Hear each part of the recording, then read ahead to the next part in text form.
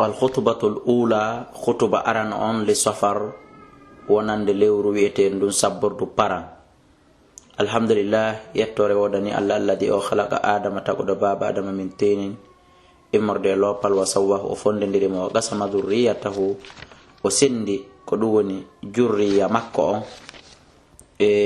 على أقسام إدو جب متفرقة سيرت لا يعلمها دي توات أنداد أحد هاي إغوتو سواه سيونامو كانكو الله تبارك وتعالى. ففريق فدغو أفرقه أو واسني دون وفريق فدغو أخناه أو ألدني دون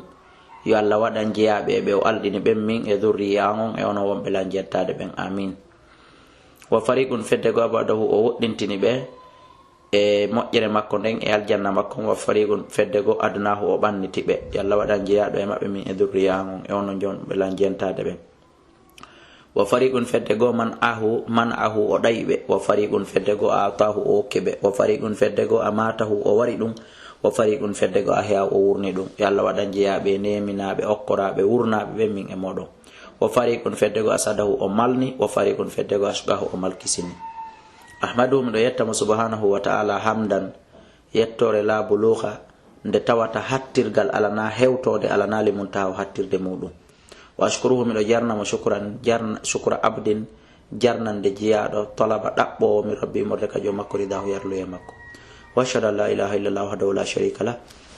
شهادة سيده ياغال تو نجي ngal hino danda qailuha wolu dongal o min adabillahi murde lette Allah den. واشهد من سيدي تو ان سيدنا ونبينا محمدا عبده ورسوله سيد انبياؤه kankoni horejo annababe makko ben kanko Allah fo. اللهم يا الله فصل بيدور من وسلم hisina wa barik wa barki ala hada an-nabiyil karim wa rasul yodon la sayyidi ko hojo as-sanadi tugetedo al-azim mawnudo as-sanadi as-sayyidil sanadi ko hojo ko hobe ona tugetedo de al-azim mawnudo dil qalbir rahim sayyiduna muhammadin wa ala alihi wa sahbihi salatan wa salaman daimaini mutalazimaini ila yawmi ardihi hanyalande teddungal makko wa liqahu e hawregol e makko wa sallama tasliman kathiran. ayyuhan nas kono yo yimbe udhkuru andite hadi malladati nde do muncayndi ko weli. faman dhakarahu kala andu to do finde kana o wonay fi amanillahi e holare Allah.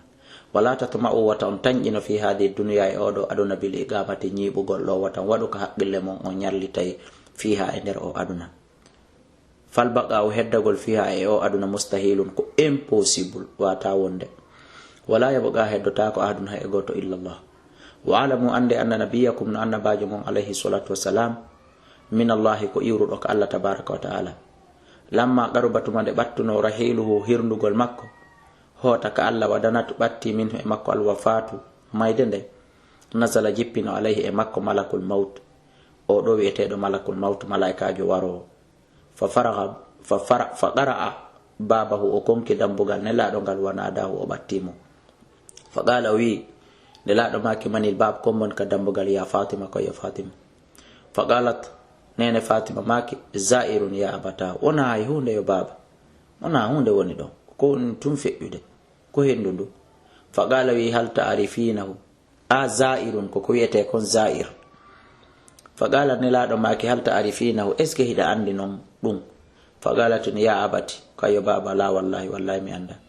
fa qala ne laado maki ya fatima hada hadimul laddat ko dum do woni ko tajata weldi ko muncata ko weli.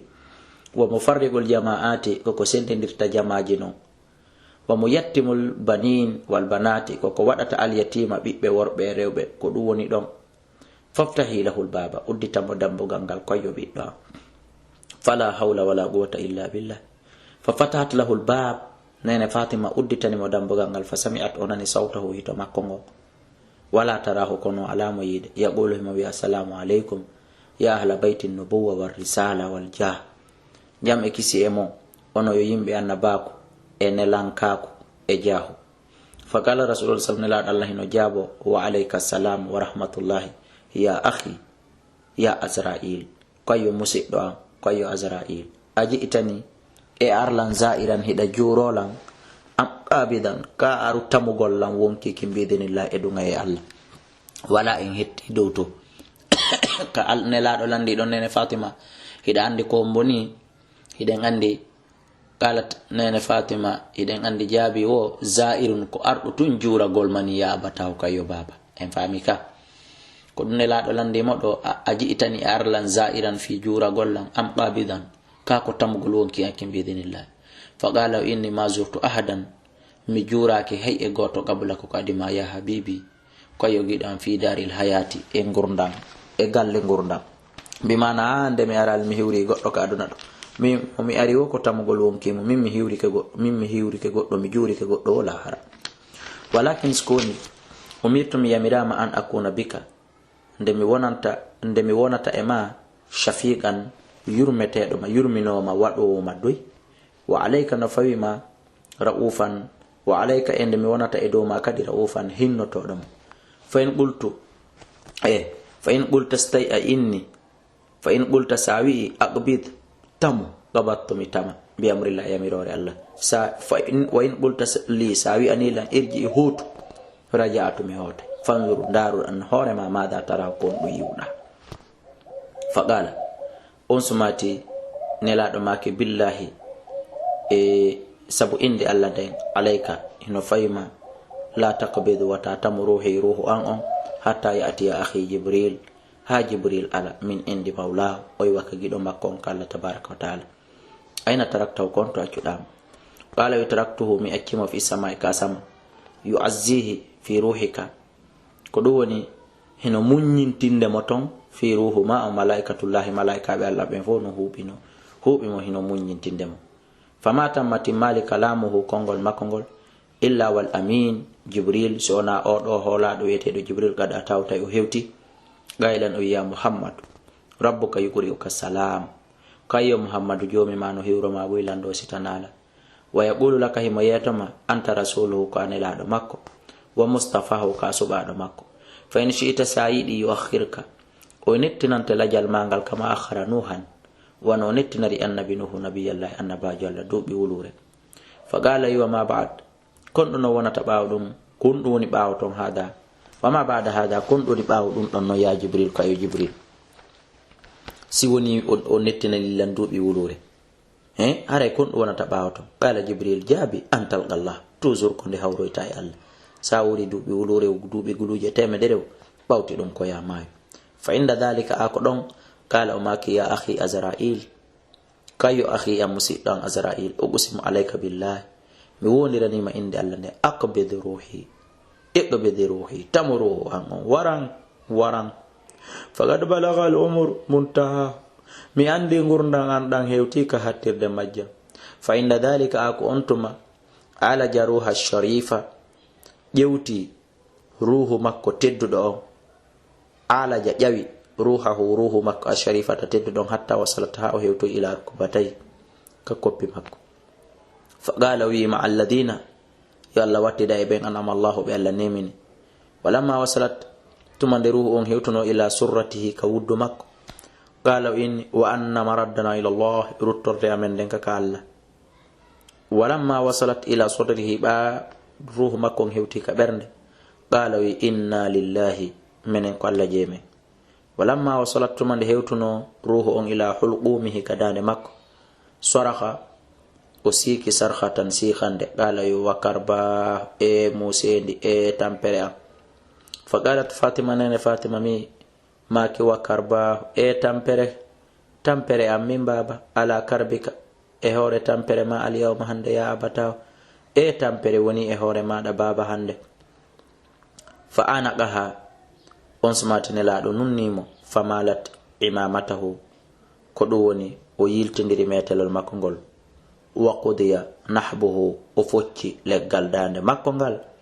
hada ɗum ɗo ma warada woni ko joli fi wafati rasulillahi e nder fatagol nelaɗo Allah sallallahu alaihi wasallam musidɓe julɓe ko khutuba on andinteniri en ɗum ɗo